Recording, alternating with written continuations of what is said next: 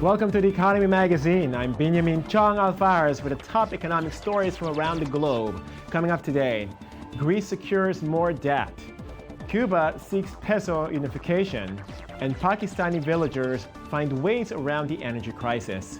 First, the headlines. The chief economist of the Israeli Ministry of Finance resigned this afternoon following the finance minister's proposal to cut VAT for new home buyers. In an unusual letter of resignation publicized via the media, chief economist Michael Sharel wanted to underscore his rejection of the proposal. Finance Minister Yair Lapid had proposed to cut value-added tax to zero, but only for those who served in the Israeli army. His proposal, which leaves out Israel's Orthodox and Israeli Arabs, has caused a public controversy. Crimea adopted the ruble, making it the official currency of the region a day after being annexed by Russia. Sanctions unveiled by the US and the European Union have so far failed to dissuade Putin from annexing Crimea. British Prime Minister David Cameron said, "The steps taken by President Putin today sent a chilling message across the continent of Europe." And as the security situation continues to also weigh on Russia's economy and currency, some Crimeans fear the ruble as much as the annexation. At 58, I've already seen several rounds of inflation, several referenda, and numerous currency changes. If we go straight to the ruble, I think things will end badly. There's nothing to fear. They say the banks are closed. Our bank is being restructured. All the clients have to switch to the ruble. We will follow Russian legislation. IT people are currently working on the changes. Japan reported its 20th straight monthly trade deficit in February as soaring energy imports continue to offset the value of exported goods. The deficit narrowed to $8 billion, up 3.5% from a year earlier, but at its lowest level in 9 months. In January, the trade gap surged to record highs of $28 billion after imports increased 25%. The 20-month streak of trade deficits is the longest since the finance ministry started keeping comparable records in 1979. The deficit surged as increasing imports of fossil fuels following the Fukushima nuclear disaster left the country bereft of its nuclear power base. In Taiwan, some 200 protesters occupied the Taiwan legislature over the nation's trade pact with China. The ruling Kuomintang party this week said its initial review of the pact had been completed, but the opposition party expressed concern about the mainland's growing influence on the Taiwanese economy. The students demanded an apology and said that the initial review of the pact should be scrapped. The Democratic Progressive Party is very concerned and supportive. We hope these issues could be resolved right away. Mang Ying-ju has to take the responsibility as Kuomintang made a forced approval at Legislative Yung that should not have been done. French unions protested President François Hollande's Responsibility Pact, which aims to slash labor cuts and kickstart job creation in the country. A majority of labor unions and employer groups signed off on an agreement enshrining the principle of Hollande's reform plan in early March. Though street opposition was muted, widespread frustration over staggering unemployment keeps Hollande's approval scores at record lows. Hollande's Socialist Party risks losing ground in upcoming local elections to his far-right and conservative opponents, both of which criticize his economic record.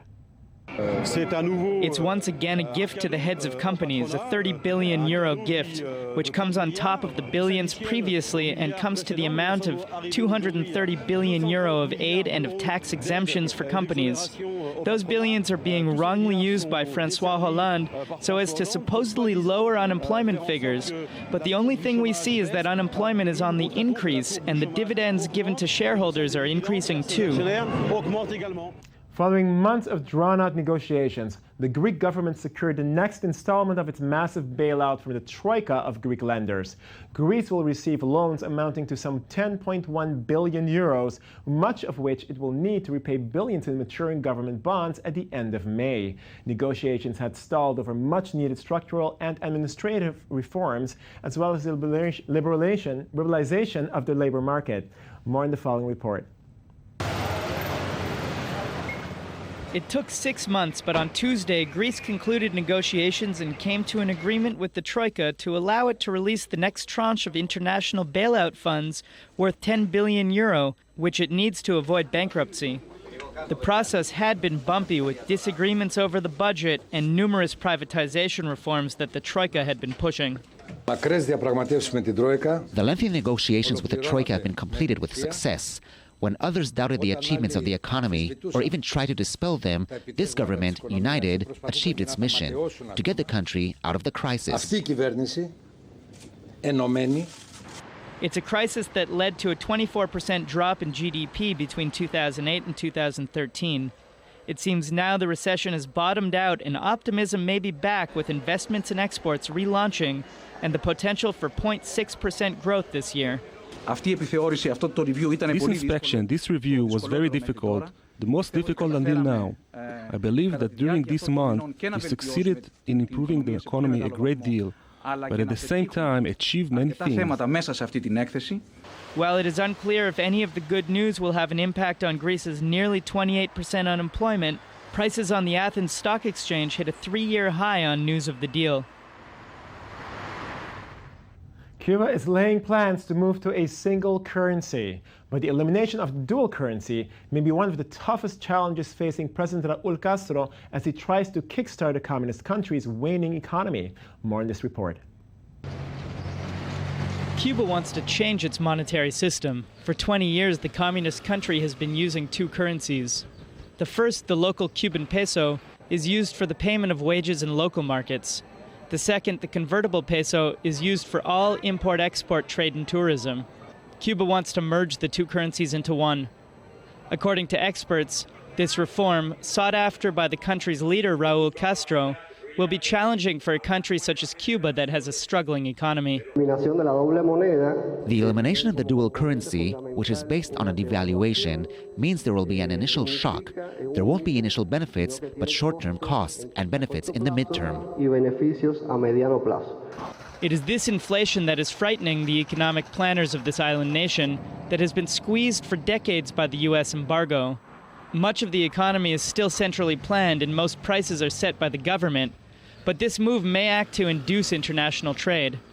Many people will take the step to change their money into American dollars or euro because there are two currencies that will always be significant. They will always be changed and their money will be well managed. Now I do not know if in my case I will change to the national currency. Experts admit that they are not sure how the government will proceed in working to ensure Castro's promise to ease the lives of 11 million Cubans. As Pakistan grapples with a crippling energy crisis, people in one corner of Kashmir have taken matters into their own hands. Using small-scale turbines, these villagers who are excluded from the national grid generate electricity from streams and rivers. Here's the story.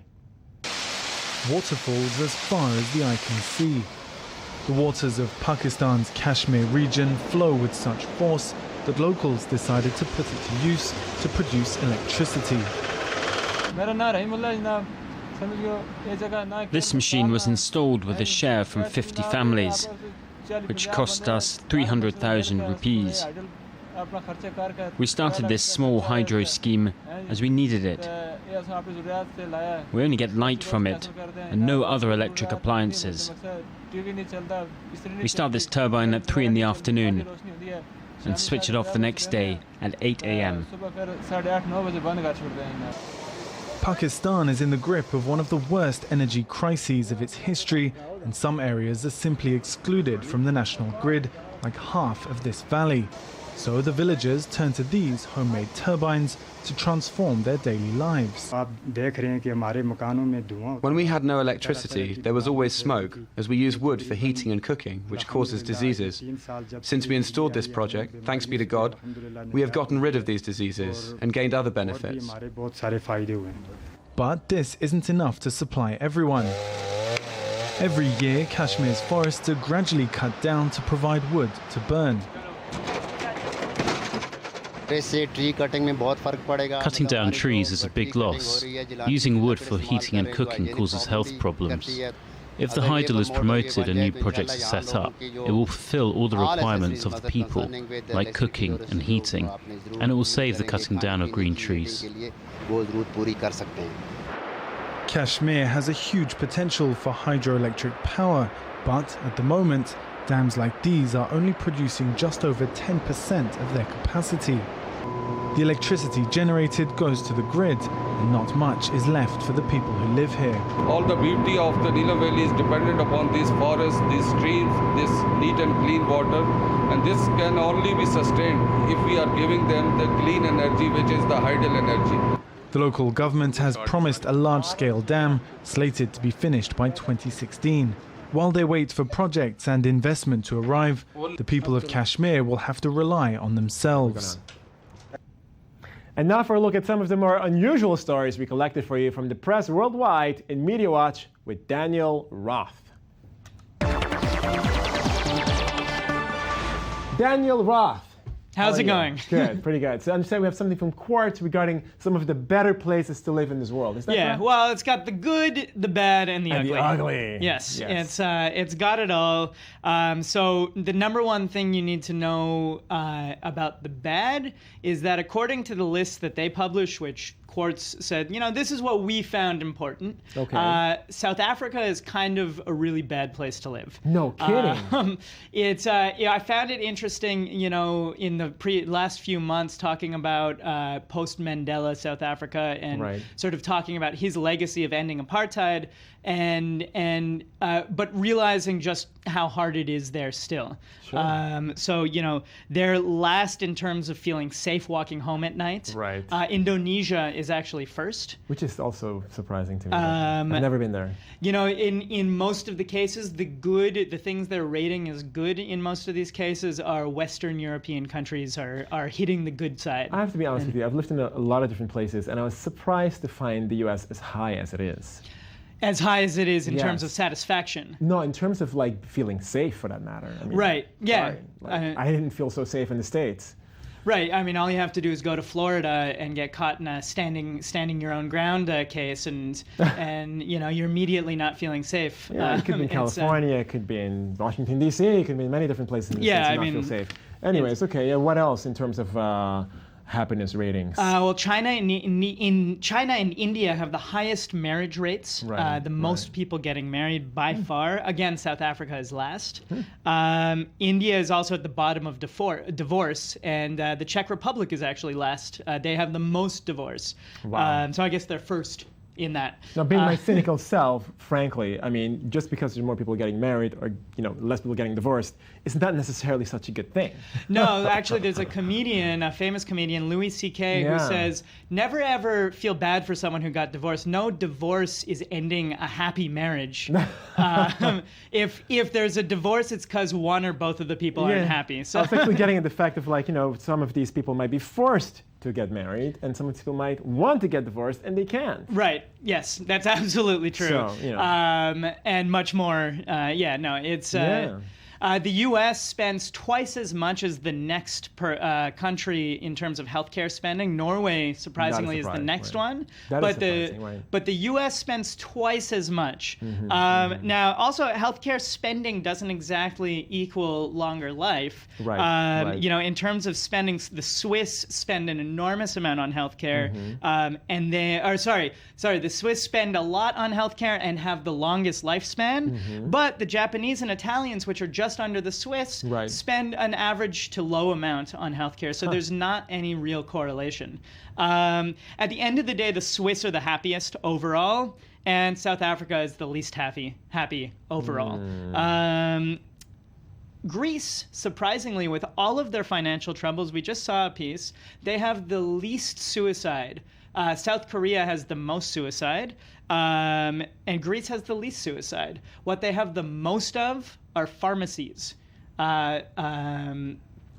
They have, let me see these numbers. They have 74% more than Bulgaria, which is Greece's nearest competitor in druggist density, which is not a real stat, obviously, but, and they have 17 times as many pharmacies as Denmark. 17 times as many. It's interesting, actually, because in these reforms that we might be seeing, following this bailout, one of the things I think that's going to be tackled is actually drugs in Greece. Right, so it's a highly, highly regulated market. Currently, or up until today anyways, you had to jump through a lot of hoops. There was government regulation. Can't sell aspirin unless you have a license, unless you're a real pharmacist. Now, with the Troika's stipulations, they're going to be sort of unwinding all of that, and it may cause the closure of an enormous number of pharmacies, which led to major strikes last week in protest of all of these deregulations. Those hypochondriacs might be taking to the streets too. Yes. Give us our drugs. Pharmacists and hypochondriacs unite. And on that wonderful note, which really describes you to a T. Exactly. We have to end here. Thank you very much for watching. I'm Benjamin Chong Alfares.